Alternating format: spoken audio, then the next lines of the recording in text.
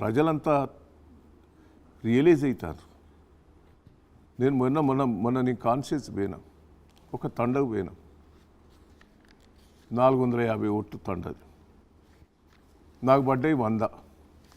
వచ్చిన వాళ్ళు 300 మంది వచ్చారు. ఆ తండోళ్ళు అయ్యా పొరపాటు చేసినాం, మొత్తం ఎండిపోతాని, మాకు రైతు బంధువు రాలేదు, మాకు గోస ఉన్నది. కానీ ఎందుకు అంటే పబ్లిక్లల్లా ఈ పార్టీ నాయకులకు పార్టీ మీద నమ్మకం ఎందుకు పోయింది? ఈ పార్టీలో ఉంటే పార్టీ నాయక కార్యకర్తలు లీడర్లు పోయేటోళ్ళంతా కూడా ఏదన్నా పనుల గురించి పోతారు. నాకు తెలిసిన కాడికి ప్రభుత్వం అరాచకం చేస్తుందని భయపడిపోయేటోళ్ళు కూడా ఉంటారు. నన్ను తప్పుడు కేసులు పెడతారని కూడా భయపడిపోయేటోళ్ళు కూడా ఉంటారు. అట్లా కూడా ఉన్నది. తప్పుడు కేసులు పెడతారు, భయపెట్టిస్తారనే భయంతో కూడా పోయేటోళ్ళు ఉంటారు. లోక్సభ ఎన్నికల తర్వాత బీఆర్ఎస్ ఖాళీ అవుద్దనే వాదన కూడా నడుస్తుంది. దాని మీద మీ కామెంట్ ఏంటి? చూడండి, నాకు ఉన్న అనుభవం చెప్తాను. ఏం జరుగుతుంది? ఆ ఎన్టీ రామారావు గారు ₹2 కిలో బియ్యం ప్రవేశపెట్టిండు. పెన్షన్ విధానం ఆయనే, మహిళలకు హక్కులు కల్పించింది ఆయనే, మండల వ్యవస్థ తెచ్చింది ఆయనే, పట్వారీ వ్యవస్థ తెచ్చింది. అంటే ప్రజలకు దేశంలో ఫస్ట్ టైం చేశాడు. అసంటి వ్యక్తిని ఓడగొట్టిండు. 5 ఏళ్ల తర్వాత కాంగ్రెస్ అధికారంకి వచ్చింది. కాంగ్రెస్ పార్టీ ఫెయిల్యూర్స్ అన్నీ మళ్ళీ 5 ఏళ్ల తర్వాత ఎన్టీ రామారావు 260 సీట్లు గెలిచాడు. ప్రతిపక్షం కూడా లేదు కాంగ్రెస్ పార్టీ. అంటే ఇంత మంచి చేసిన ఎన్టీ రామారావునే ఓడగొట్టిండ్రు. ఈసారి ఏంటి కారణం ఏమనుకుంటున్నారు బీఆర్ఎస్ పార్టీ ఓడిపోవడానికి? ఇక ఇంకా ఆశకు పోయిండ్రు ప్రజలు. తప్పులేదు, మీరు రుణమాపు కొంత లేటుగా చేసినాం. ఇండ్ల విషయంలో కూడా లేటుగా ఇచ్చినాం. దాన్ని బిఫోర్ ఇస్తాం మంచుకుంటూ 80% రుణమాఫీ అయింది. ఇంకా 20% కానుండి ఎలక్షన్ కోడ్ వచ్చింది. ఇండ్లవి కూడా మేము మంజూరు చేసినాం. అవన్నీ ఎలక్షన్ కోడ్లో ఆగినాయి. అంటే ఇవన్నీ కూడా మేము బిఫోర్ చేస్తే అదో తీరుండు. వాస్తవంగా కొంత టికెట్లు కూడా మార్చేది ఉండే.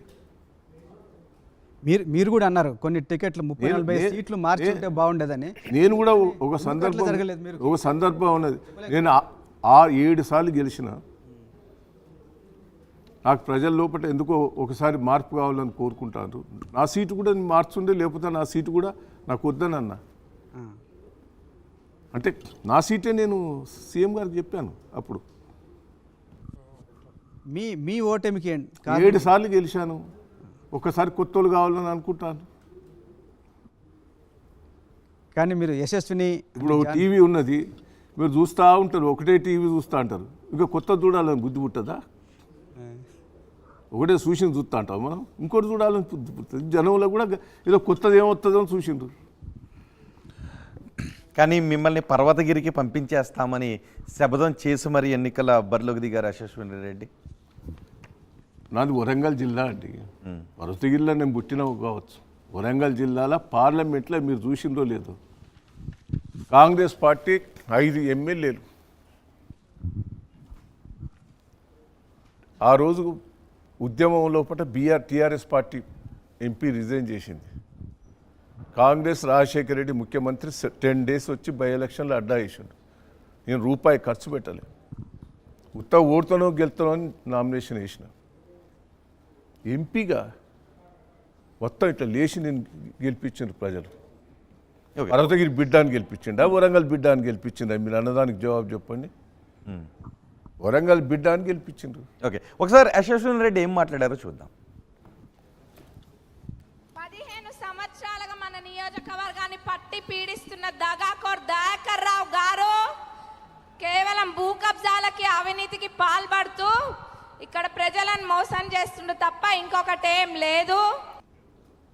ఎస్ దగ్గర గారు, మీరు నిజంగా అవినీతి అక్రమాలకు పాల్పడ్డారని నేను తెరిచిన పుస్తకం లాంటివన్నీ, వైట్ పేపర్ లాంటివని అని చెప్తున్నారు.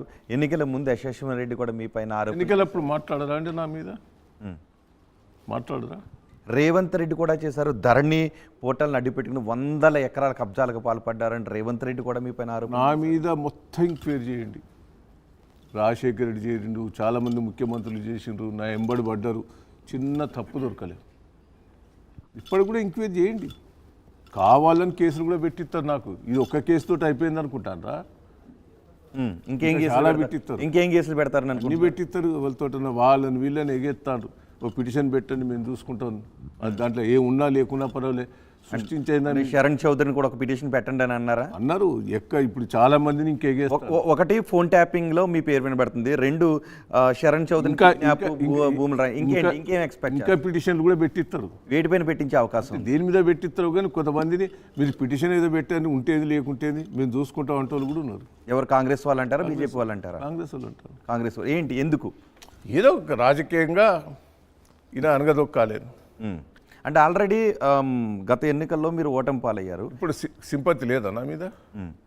అంటే ఇంకా 5 ఏళ్ల వరకు మళ్ళీ 5 ఏళ్ళు కాదు, పార్లమెంట్ ఎలక్షన్స్ లో పోటీ చేయడం సింపతి లేదా? సో ఆ సింపతి పోగొట్టాలి.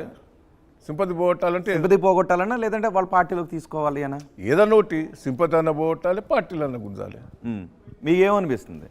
నేను ఏదేమైనా ప్రజలు నిర్ణయించిన, ఇవాళ టీఆర్ఎస్ పార్టీలో ఉంటా, ప్రజలు కూడా న్యాయం పడే ఉంటారు, ప్రజల ఆలోచన మేరకే నడుస్తారు.